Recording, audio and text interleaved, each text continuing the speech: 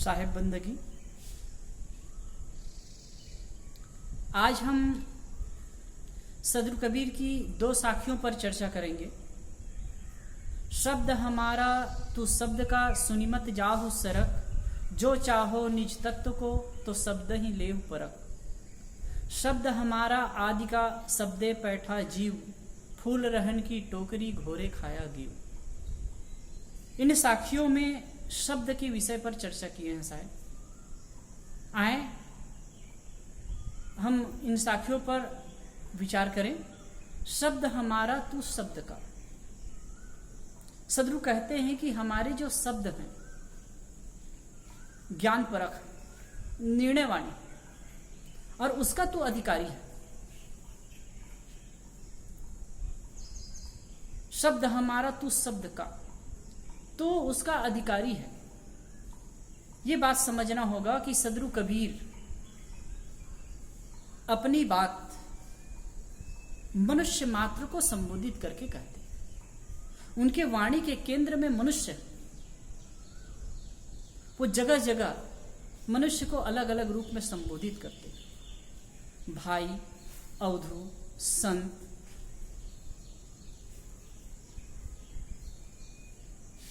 साधु, ये उनका संबोधन वाक्य है।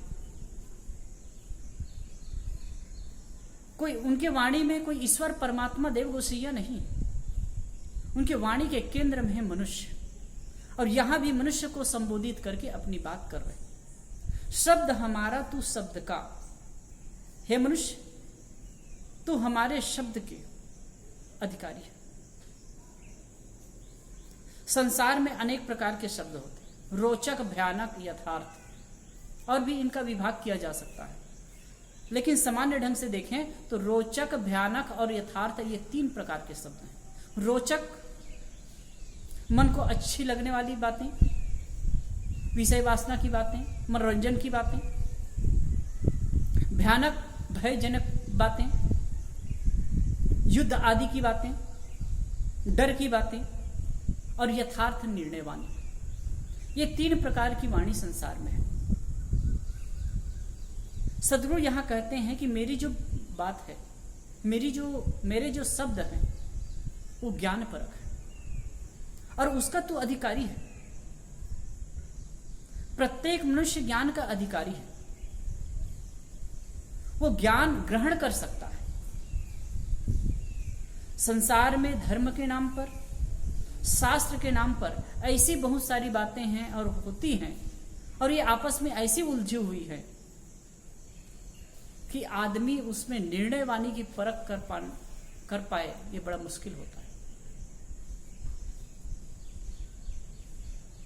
गोस्वामी तुलसीदास जी ने भी कहा है, विविध भांति के शब्द वर विकटन लट परमान। जो शब्द है विधि और निषेध पर लट के समान एक दूसरे में उलझे हुए, और उसमें सामान्य जन निर्णय वाणी को निकाल करके ग्रहण करे, बड़ा मुश्किल होता है। लेकिन इतिहास गवाह है और सब लोग जानते हैं कि कबीर साहब अपनी खरी बात कहने के लिए प्रसिद्ध है। वो जो है एकदम साफ कहते। कल एक विद्वान व्यक्ति आए थे, उन्होंने भी ये बात कही कि कोई भी बात है, अपनी बात की पुष्टि के लिए, कोई वक्ता है अपनी बात की पुष्टि के लिए कबीर साहब की बात को रखते हैं। मतलब एक सिक्का मार रहे, हाँ भाई प्रमाणित, कबीर साहब की बात रखे प्रमाणित। तो सदगुरु कबीर साहब अपनी निर्णय बात को रखते हैं और कहते हैं कि मेरे जो शब्द हैं ज्ञान परक शब्द हैं, निर्णय वाणी है, इसका तो अधिकारी है। तो इसको सुन, लेकिन एक शर्त है, सुनी मत जाहु सरक। सुन करके खिसक मत जाना, उसको सुन करके विचार करो, ग्रहण करो और आचरण करो।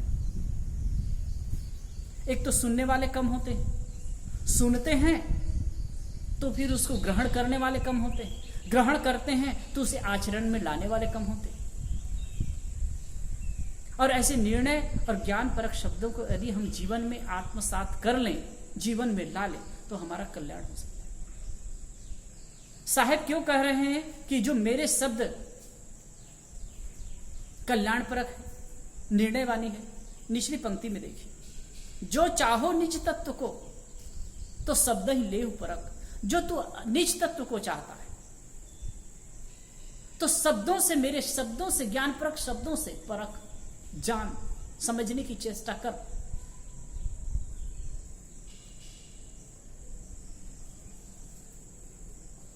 संसार में दो तत्व है, निज तत्व और पर तत्व। यहां निज तत्व की बात करते हैं। निज मतलब स्वयं, तत्व मतलब सत्यता, सत्य।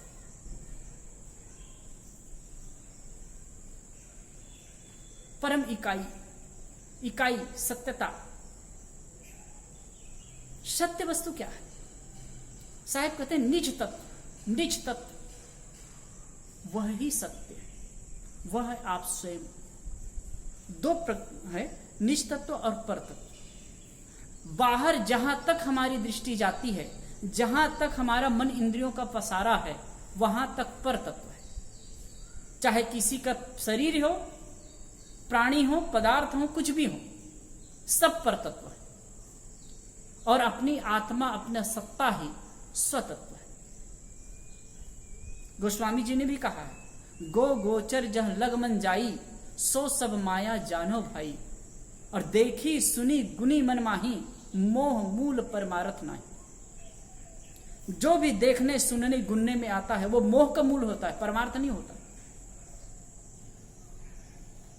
तो निज तत्व है, आत्म तत्व है। आत्म तत्व को जानो।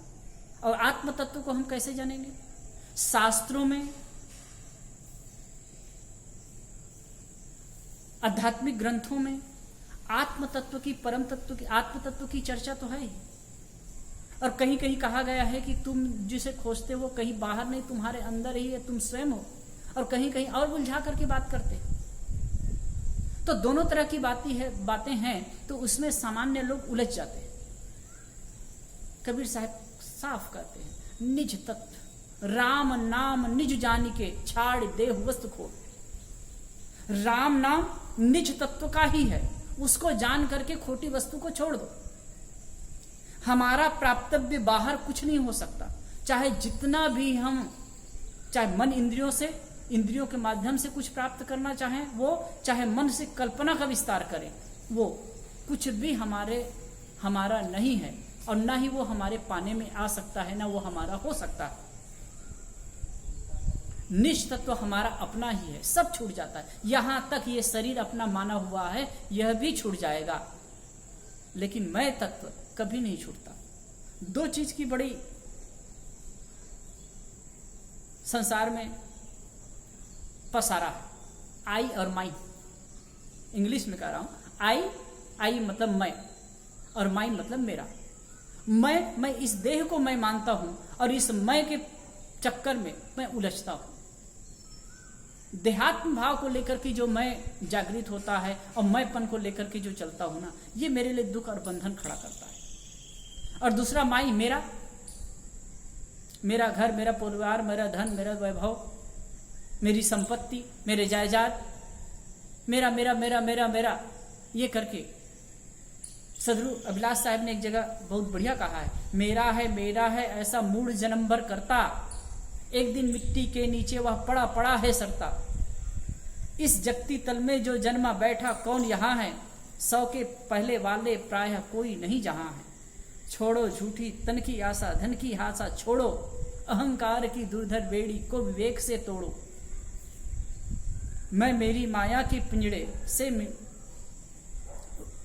से उड़कर निर्मोही, भाग चले जा उस प्रदेश में जो असंख्य अद्रोही। मैं और मेरी के चक्कर में हम उलझते हैं।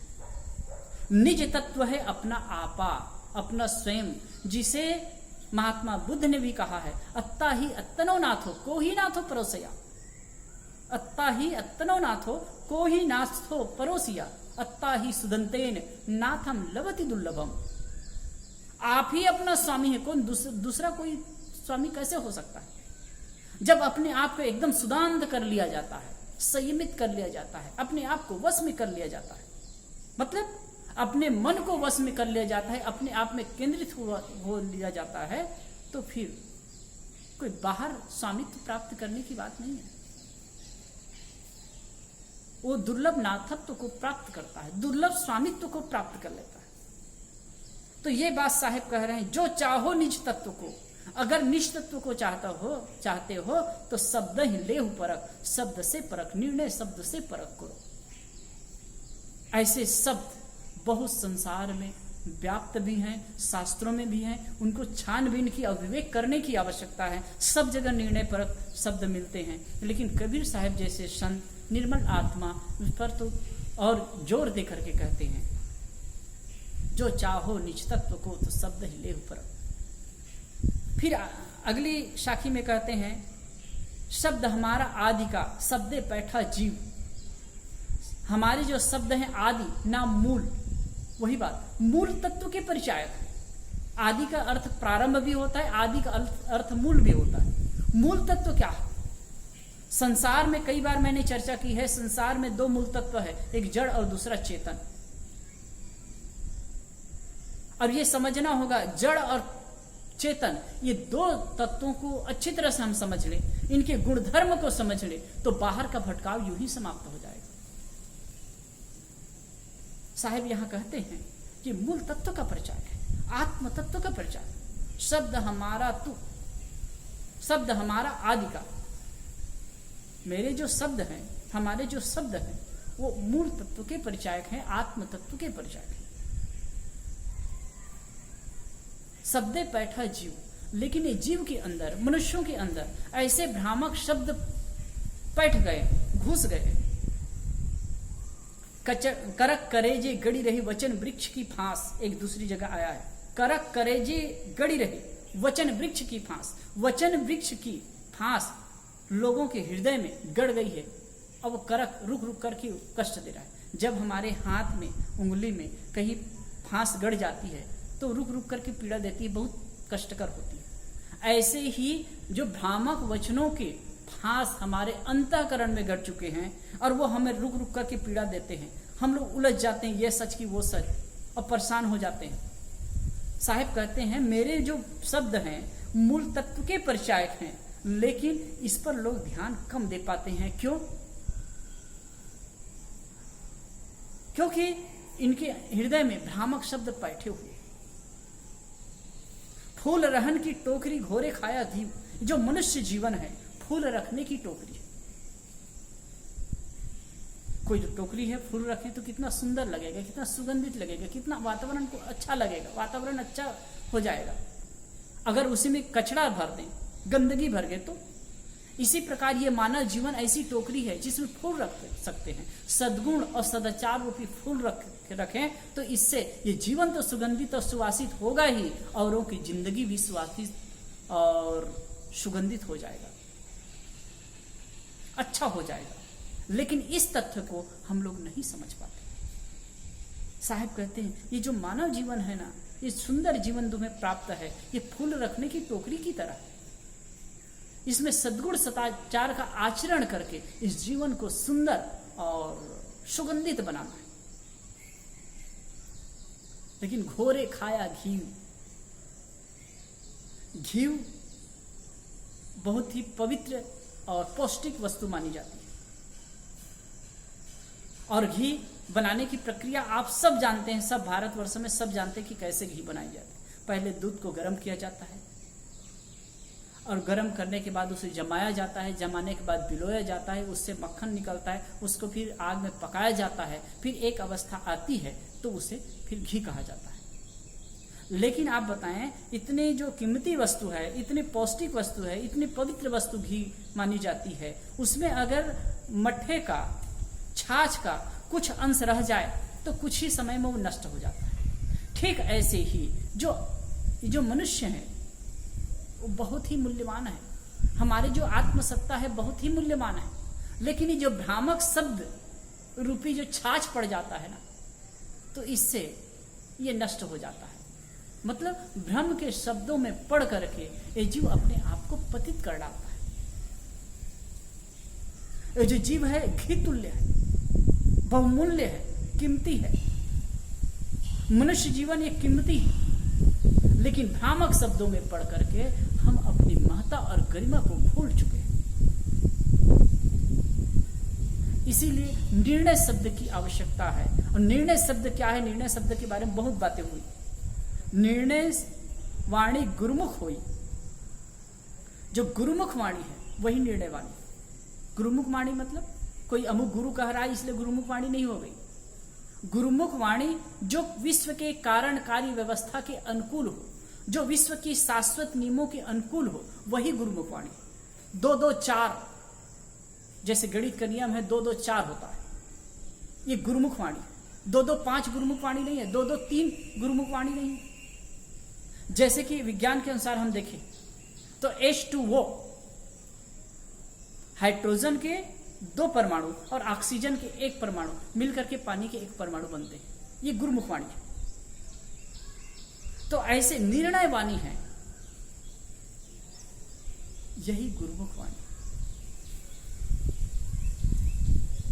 हम जिन बातों में अशांत होते हैं, जो गुरुजन हैं, विवेकी जन हैं, जो जीवन जी करके अनुभव युक्त बात करते हैं, वो निर्णय वाली है। उसको लेकर के हमें चलना है, अपने जीवन में आचरण में लाना है, और धीरे धीरे हम समझते जाएंगे। इसीलिए शास्त्र और शास्त्रों का अध्ययन करते हैं, वाणियों को सुनते हैं, उस समय अपने दिमाग के स्क्रू को ढीला रखना चाहिए और एक निर्णय करना चाहिए, देखना चाहिए कि क्या सही है क्या गलत है, एनालिसिस करनी चाहिए। तो इन 2 साखियों में सदगुरु कबीर कहते हैं कि जो मेरे जो शब्द हैं वो ज्ञान परक है, निर्णय वाणी है, और वो निज तत्व को बताने वाले हैं, आदि तत्व को बताने वाले हैं। इनको समझ करके और तुम भ्रामक शब्दों के जाल में मत पड़ो, अपने आप को उठा लो। ये मानव जीवन फूल रखने की टोकरी है। निर्णय वाणी को रख करके सद्गुण सदाचार रूपी फूल रखने की टोकरी है। सद्गुण सदाचार को लेकर के उसे लेकर के सुंदर जीवन जीने का ये अवसर है। इस जीवन को प्राप्त करके आप अच्छा जीवन जिए और अपने जीवन को सुखद और शांतिमय बनाएं। धन्यवाद आप सबको। साहिब बंदगी। फिर अगले वीडियो में हम मिलेंगे। नमस्कार।